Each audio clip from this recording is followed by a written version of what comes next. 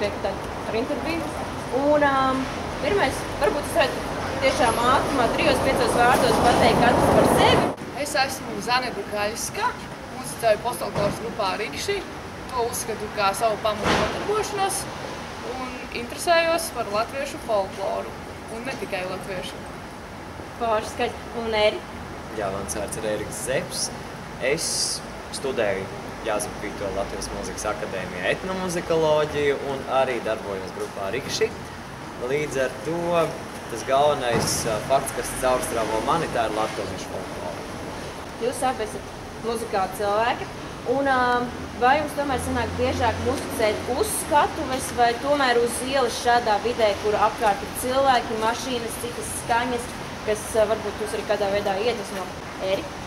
Principā biežāk gan sanāk spēlēt uz skatuvēm, jo tās ielu muzicēšanas pārsvarā ar kādu plašāku festivālu, notikumu vai arī braucienu laikā. Tādi? Jā, es piekrītu Erikam. Un arī man ir tā, ka tieši Latvijā man vairāk patīk muzicēt uz skatuves nekā uz ielām, jo tas varbūt tā kā zaudē muzikanta vērtību. Es nezinu, kaut kā tā nevisai patīk Latvijā to darīt. Bet Latvijā jūs arī esat spēlējuši uz ielām, jā? Jā. Ir sanācis. Ir sanācis. Bet vai jūs esat kādreiz spēlējuši, piemēram, ārzemēs uz ielām? Jā. Jā. Varbūt, Zana, tu varētu padalīties, kur tu esi spēlējis, kas tā ir par valsti vai varbūt valstis? Man bija tāds gadījums, kad es biju vienā projektā kopā ar Deju kolektīvu. Mēs braucām kā muzikantu pavadošā grupā. Un tad brīvajā laikā izdomājām, ka jāpamēģina spēlēt uz ielām. Tīri labi sanāca, cilvēkiem patika. Vācijā tiešām cilvēki bija ļoti atsaucīgi. Sanāk arī nopelnīt šo to. Nē, varbūt kā tev? Varbūt tev arī sanāca tomēr? Ir gan diezgan citā projektā. Tas bija tad, kad mēs ar kori braucām uz konkursu Itālijā. Tad arī mēs izdomājām, ka jautrības pēc un varbūt arī nelielas nopelnīšanas vadīti nolēmām, ka jā, vajadzētu paspēlēt uz ielām. Un tad brauciena laikā gandrīz visās pilsētās, kur mēs apstājāmies, Boloņā, Riminī, Venēcijā, Brno, Vroclavā, tur mēs arī spēlējām. Un kādas sajūtas pārņem, kad jūs spēlējāt tur uz ielām ārzemēs un kad jūs spēlējāt, piemēram, šeit Latvijā uz ielām? Vai sajūtas ir kaut kāds divējādāks? Es domāju, tas ir atkarīgs arī no tā, ar ko kopā spēlē. Sajūtas Vācijā spēlējot bija labas, jo tur mēs tā kā prezentējām latviešu mūziku. Tā, bet Latvijā es labprāt spēlētu ar Rikšiem uz ielām, bet ar svešu sastāvu man īsti laikam tā negribētos. Un tev? Jā. Principā ārzemēs laikam ir interesantāk spēlēt, jo tad tā reakcija ir daudz labāk pamanāma un tu pats esi daudz interesantāks cilvēkiem, jo Latvijā uzmanību vairāk vai mazāk pievērš tikai ārzemju turisti.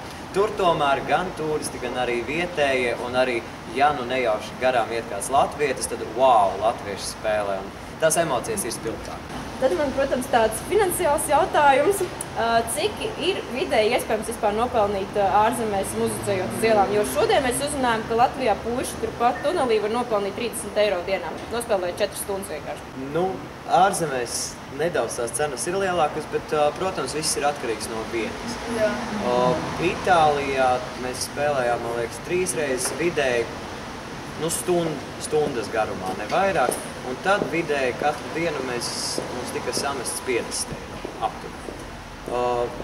Čehijā, starp citu, lai gan Čehija laikam skaitās nedaudz finansiāli vājāka, bet tomēr tur mēs nopelnījām, tie bija kaut kādi 3000 kronu. Es nezinu, cik tas bija, bet es zinu, ka pietika kilogramam ribī.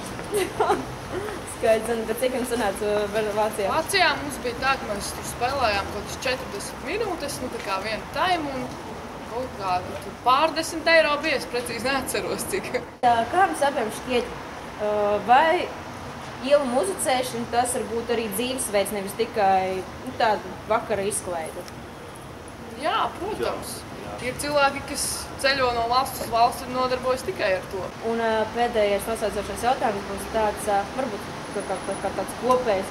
Kādas sajūtas jūs pārņem vispār, kad jūs muzicējat, kad jūs esat vai no skatuves, vai no uz ielas? Kas tas ir, kas motivē jūs dziedāt, spēlēt un visas tās naktis, garās stundas izklaidēt cilvēkus? Pats galvenais jau tas ir prieks, un tā ir tā dzīves garša, kad saproti, ka dzīvot ir tiešām vērts, un ir sevišķi, ja tu dari to, kas tev patīk, un vēl citiem dot prieku no tā. Jā, tas ir skaidrs, ka skatuve un mūzika tās ir divas mežonīgas narkotikas. Un tad, kad tu esi nedaudz to pagaršojies, tad to gribas vēl, un tu no tā gūsi tādu baudu, kādu citu tu nevari atrast. Labi, liels paldies par interviju.